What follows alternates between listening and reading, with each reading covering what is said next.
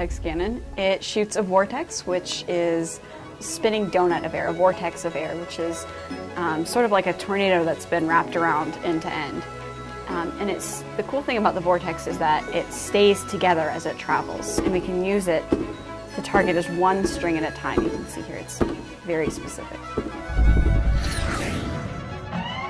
So to make the Vortex Canon, first you're going to need some sort of cylindrical object with a little circular aperture on the end. A really easy way to do this is to just get a little bucket and cut a hole in the bottom.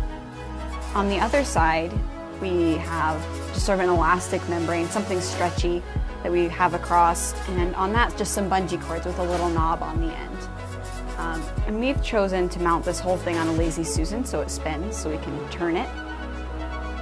And then the idea is that when you pull back on the knob and release it, it's going to press against this elastic membrane.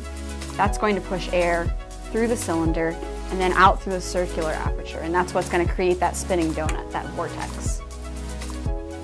As a target for our vortex launcher, we built a little picture frame with some strings hanging from it.